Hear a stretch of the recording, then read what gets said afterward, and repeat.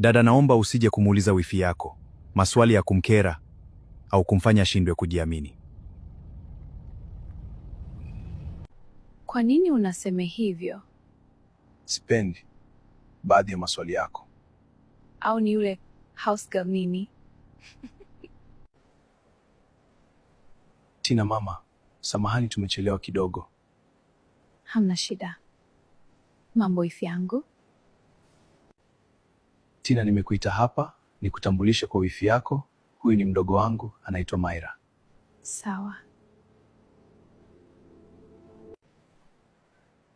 Tumezaliwa wawili nyumbani. Anaitwa Maira. Nimefurahi kumwona. Maira, huyu ni wifi yako.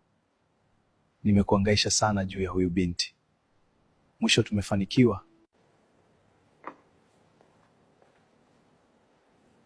Maira anataka kumuoa Tina. Vizuri, binti mpole, very humble. Eric, mimi kama dada nimebariki, naombea heri.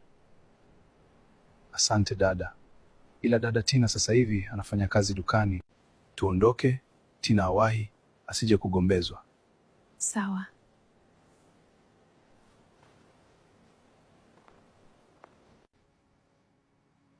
Mama, sijui kwa nini Tina amebadilika.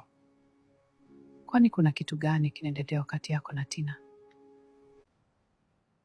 Mama, tangu muda nilikuambia mahusiano yangu na Selina, ila Selina ana mdomo sana. Sitaki kuendelea naye. Kipindi nilichokaa na Tina, naona anafaa kuwa mke. Ndio maana nilikushawishi akafanya kazi dukani. Unajua, niliongea na Tina, anadai ulitaka kuwa mchepuko. Mama, nilikuwa sijamuelewa Tina kipindi hicho. Muda si mrefu Tina atachukuliwa ukiwa unamwona. Mama, sitakubali hicho kitu. Sikujua na wewe una kauli za kihuni. Unamwambia Tina awe mchepuko. Mama, najuta kusema hivyo. Selina nahisi alikuwa ameloga akili yangu. Hamna cha kulogwa. Nilikwambia Selina hafai kuwa mke since day one. Mama, nafanyaje sasa? Sina amani na Eric. Tina anaweza kuchukuliwa. Unataka nifanyeje? Mama, nipeleke Washenga nyumbani kwao Tina. Hilo swala mpaka baba yako aptishe, mimi sina pingamizi.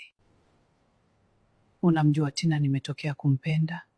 Binti mkarimu, mpole, msikivu, na hata asipoolewa na Eric ataolewa na